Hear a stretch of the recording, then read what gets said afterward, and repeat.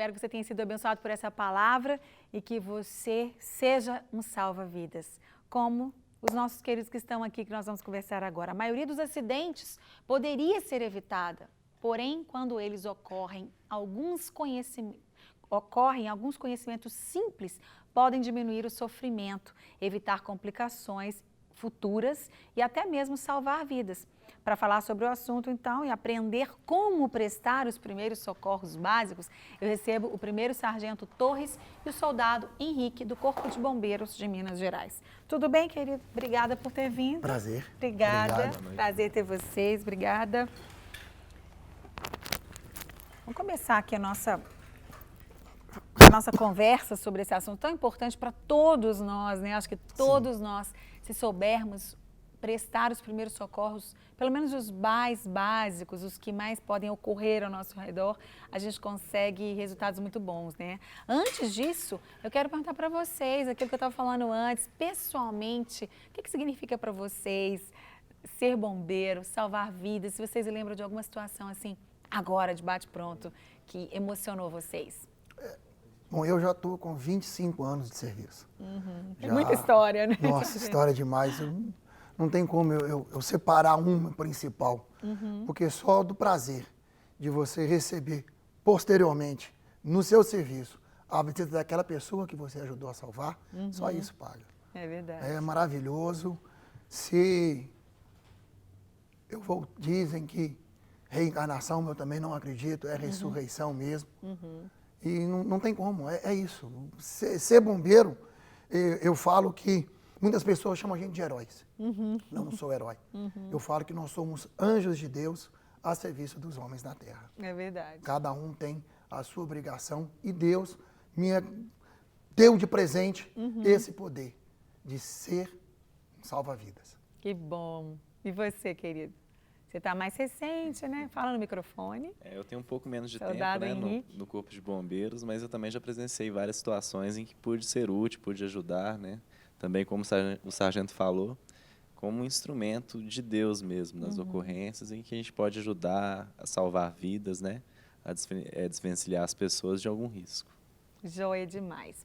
Bom, e aí, quais são as situações que mais ocorrem, digamos assim, ao nosso redor, no dia a dia, em casa mesmo, no trabalho, em que a gente poderia, se a gente tivesse conhecimento básico dos primeiros socorros, a gente pode salvar uma vida, até chegar a salvar uma vida?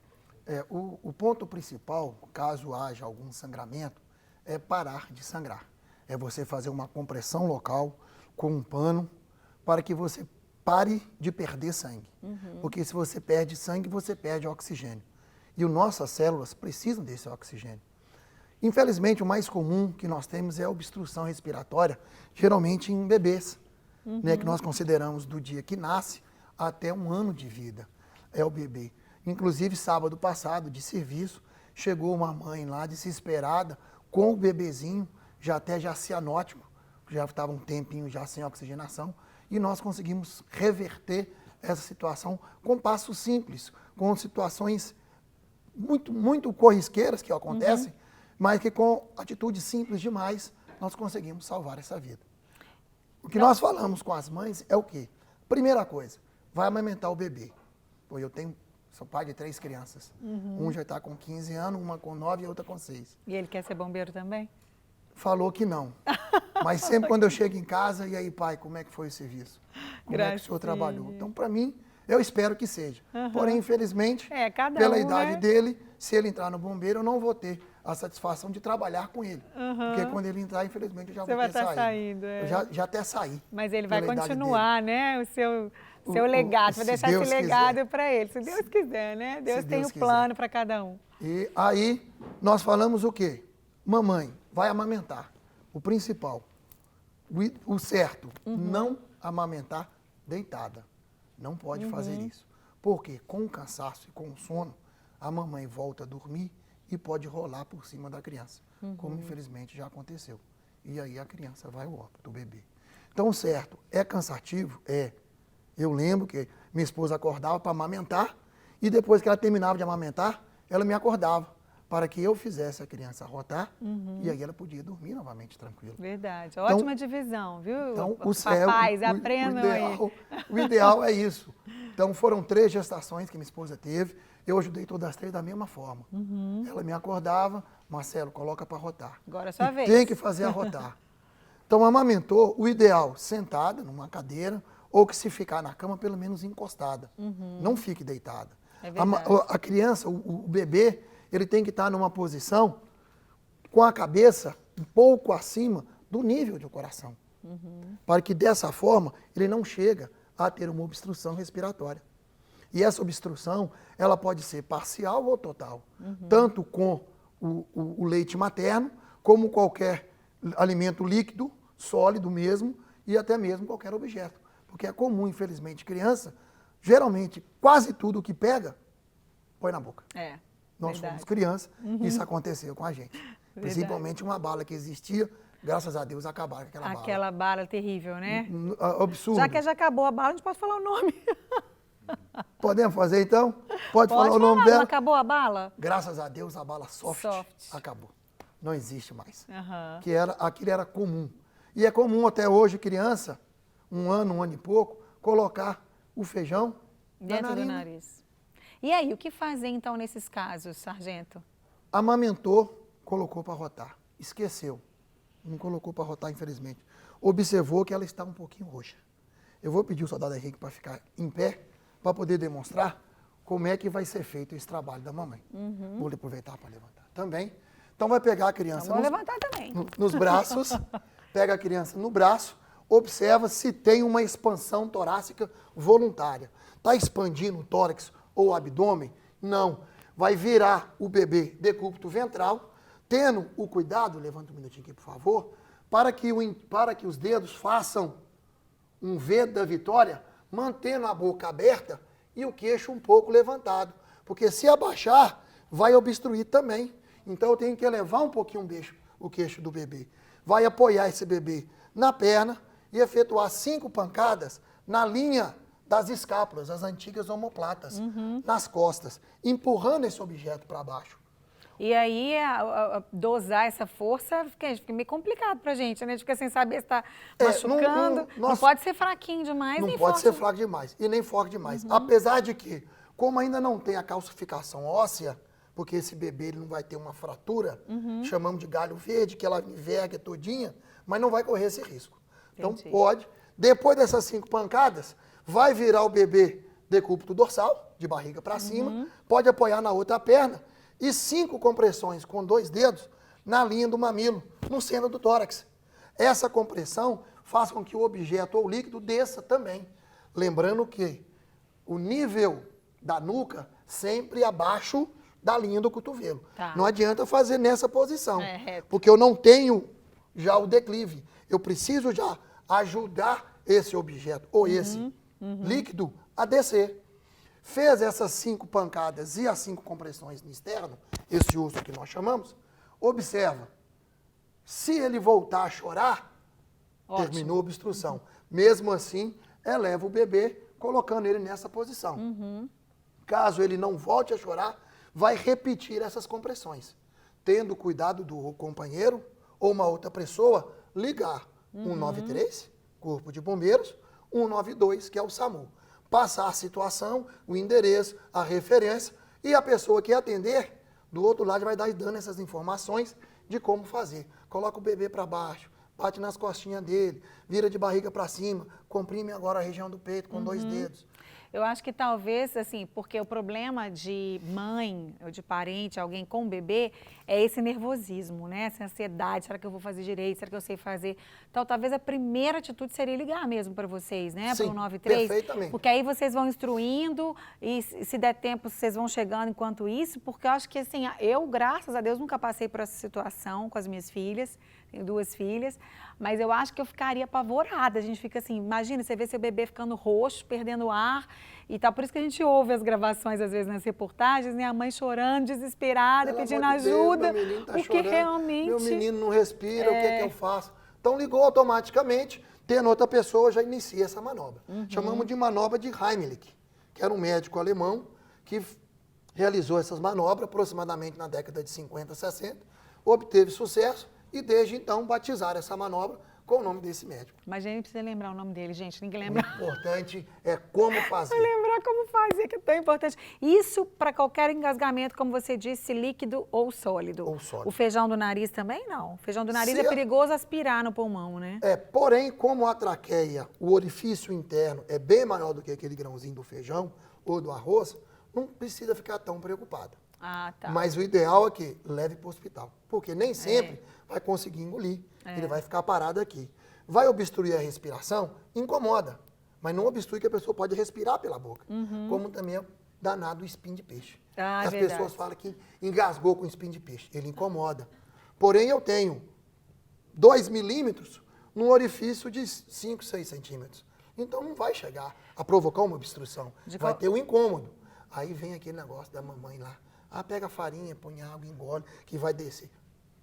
E aí? Não precisa pode? fazer isso. Não precisa. Agora, tem... Só vai para o hospital, porque vai Isso. ter que ser retirado. Isso, Aí isso o que eu- médico tem a pinça correta, a forma, para poder retirar esse objeto. Isso é interessante a gente falar, gente, de ir para o hospital, quem engasgar com espinho de peixe, porque tem um amigo nosso, pastor Cláudio Boaventura, até da lá da nossa igreja Lagoinha, que muitos anos atrás, ele engoliu, achou que engoliu, na verdade, né? Achou que tivesse engolido, e não. E o ossinho, porque espinho é um osso. Ele ficou parado num lugar e ali foi criando uma cartilagem em volta do ossinho. Se eu estiver falando errado, depois você me corrige. Tá correto, E tá ali correto. é a história dele. E ele depois teve que fazer uma cirurgia, porque estava começando a impedir, a prejudicar a carótida. Estava começando a fazer um esmagamento nela, porque foi criando aquela cartilagem em volta do osso. Então, tem que ir para o hospital, né, gente? A gente tem mania de, Qualquer não aconteceu situação- nada, tudo bem. Qualquer situação que ocorrer, houve uma queda, só teve aquele hematoma, que nós chamamos hematoma, mas o pessoal chama de galo. Só deu um galo, pega aquela faca e faz aquele sinal da cruz, como ensinava lá na roça, a vovó. Não importa. Por quê? Porque nós temos lesões internas. E pode ter um traumatismo crânio do osso encefálico. E pode ter uma lesão interna. É Então, verdade. mesmo que só bateu a cabeça, encaminha para o hospital. E nessa situação, o principal, não deixa a pessoa dormir, porque vai ter uma sonolência. E deu galo, né, gente? Galo não é coisa boa. Deu galo. Então, que eu brinco com os meus cinegrafistas aqui, né? Alguns são atleticanos, brincando, galo é coisa boa, né? Cruzeirense.